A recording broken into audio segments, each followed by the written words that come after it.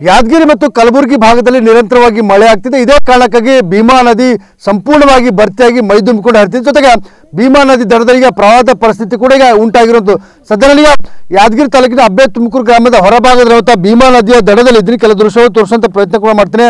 ನಿರಂತರವಾಗಿ ಕಲಬುರಗಿ ಮತ್ತು ಯಾದಗಿರಿ ಜಿಲ್ಲೆಯಾದ್ಯಂತ ಕಳೆದ 4-5 ದಿನಗಳಿಂದ ಮಳೆ ಆಗ್ತಿದೆ. ಈ ಒಂದು ಮಳೆಯಿಂದಾಗಿ ಸಂಪೂರ್ಣವಾಗಿ ಭೀಮಾ ನದಿಗೆ ಅಪಾರ ಪ್ರಮಾಣದ ನೀರನ್ನು ಹರಿದು ಬರ್ತಿದೆ.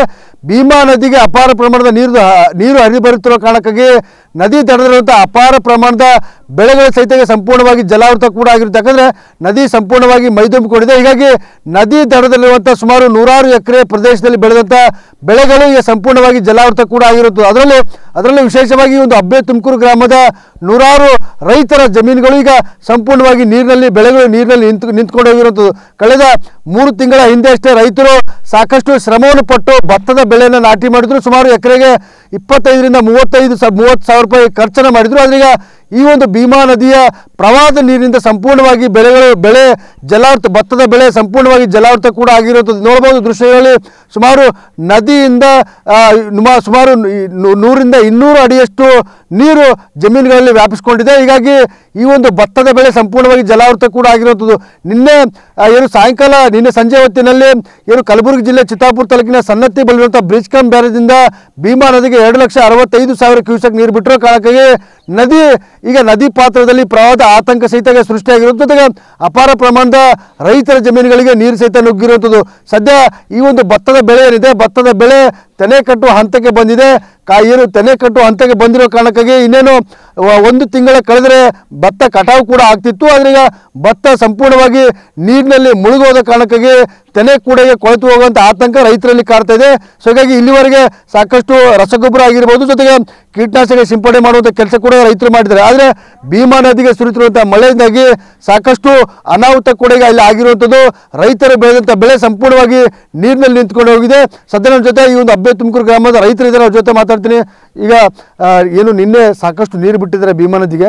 ಇದರಿಂದ ಎಷ್ಟು ಪ್ರಮಾಣದಲ್ಲಿ ನಿಮ್ಮ ರೈತರ ಜಮೀನುಗಳಿಗೆ ನೀರು ನುಗ್ಗಿದಾವೆ, ಏನೇನಾಗಿದೆ?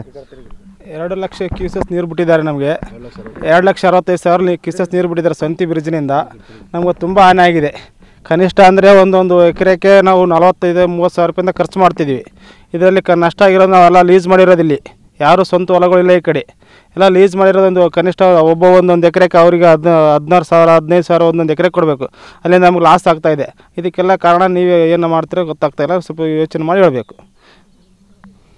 ಇನ್ನೊಬ್ಬರು ರೈತರ ಇದ್ದಾರೆ, ಅವ್ರ ಜೊತೆ ಮಾತಾಡ್ತೀನಿ. ಈಗ ನಿನ್ನೆ ಸಡನ್ ಆಗಿ ಸಾಯಂಕಾಲ ಹೊತ್ತು ನೀರು ಬಿಟ್ಟಿದ್ದಾರೆ. ಹೀಗಾಗಿ ಬೆಳೆಗಳಿಗೆ ಸಾಕಷ್ಟು ಅಂದರೆ ಭತ್ತದ ಬೆಳೆ ನೀರಿನಲ್ಲಿ ನಿಂತ್ಕೊಂಡು ಹೋಗಿದೆ. ಈಗ ಸಾಕಷ್ಟು ನೀವು ಮೋಟರ್ಗಳ ಪಂಪ್ ಸೆಟ್ಗಳನ್ನು ಹಾಕಿರ್ತೀರಿ, ಅದು ಕೂಡ ತಗೊಂಡಿಲ್ಲ. ಭಾಳ ಲಾಸ್ ಆಗಿರ್ಬೋದು. ಈಗ ಲಾಸ್ ಆಗಿದ್ರಿ. ಸುಮಾರು ಒಂದು ಮೋಟ್ರಲಿಂದ ಒಂದು 15-20 ಸಾವಿರ ಖರ್ಚು ಬರುತ್ತೆ ಸರ್.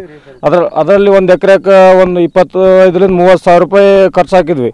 ಈಗ ಆದ್ರೆ ಮತ್ತೆ ಮಾಲಕರಿಗೆ 15-20 ಸಾವಿರ ರೂಪಾಯಿ ಲೀಸ್ ಕೊಡಬೇಕು. ಒಂದು ಎಕರೆಲಿಂದ ಒಂದು 15-20 ಸಾವಿರ ತನಕ ಲೀಸ್ ಕೊಡಬೇಕು.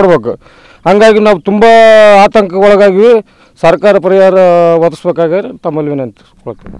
ಇದು ಇಲ್ಲಿರುವಂಥ ರೈತರು ಹೇಳುವಂಥ ಮಾತಾಗಿದೆ. ನಿನ್ನೆ ಸಾಯಂಕಾಲ ಭೀಮಾ ನದಿಗೆ ಸುಮಾರು 2,65,000 ಕ್ಯೂಸೆಕ್ ನೀರು ಬಿಟ್ಟಿರೋ ಕಾರಣಕ್ಕಾಗಿ ನದಿ ಪಾತ್ರದಲ್ಲಿರುವಂಥ ಸಾಕಷ್ಟು ರೈತರ ಜಮೀನುಗಳಿಗೆ ನೀರು ನುಗ್ಗಿದ್ದಾವೆ. ಅಪಾರ ಪ್ರಮಾಣದ ಬೆಳೆ ಕೂಡ ಈಗ ಹಾಳಾಗಿರುವಂಥ, ಜೊತೆಗೆ ಅಧಿಕಾರಿಗಳು ಸರಿಯಾದ ಮಾಹಿತಿ ಕೊಟ್ಟಿಲ್ಲ. ಹೀಗಾಗಿ ನದಿ ದಡಕ್ಕೆ ನದಿಯಿಂದ ಜಮೀನುಗಳಿಗೆ ನೀರುಗಳನ್ನು ಪಂಪ್ ಮಾಡೋಕ್ಕೆ ಮೋಟರ್ ಪಂಪ್ ಸೆಟ್ಗಳನ್ನು ಅಳವಡಿಕೆ ಮಾಡಲಾಗುತ್ತೆ. ಆದರೆ ಮೋಟರ್ ಪಂಪ್ ಸೆಟ್ಗಳನ್ನು ತೆಗೆದುಕೊಳ್ಳೋಕೆ ಸಹಿತ ಅವಕಾಶ ಕೊಟ್ಟಿಲ್ಲ. ಹೀಗಾಗಿ ಮೋಟರ್ ಪಂಪ್ ಸೆಟ್ಗಳು ಸಹಿತ ಸಂಪೂರ್ಣವಾಗಿ ನೀರಿನಲ್ಲಿ ಮುಳುಗೋಗಿದೆ. ಜೊತೆಗೆ ಅಪಾರ ಪ್ರಮಾಣದ ಭತ್ತ ಕೂಡ ಈಗ ಮುಳುಗಡೆ. ಹೀಗಾಗಿ ಕೂಡಲೇ ಸರ್ಕಾರ ರೈತರ ಕೈ ಹಿಡಿಯುವಂಥ ಕೆಲಸ ಮಾಡಬೇಕು, ಪರಿಹಾರ ಕೊಡುವಂಥ ಕೆಲಸ ಮಾಡಬೇಕಂತೇಳಿ ರೈತರು ಮನವಿ ಮಾಡ್ತಿದ್ದಾರೆ. ಕ್ಯಾಮರಾಮನ್ ಶಿವಶಂಕರ್ ಜೊತೆ ಅಮೀನ್, TV9 ಯಾದಗಿರಿ.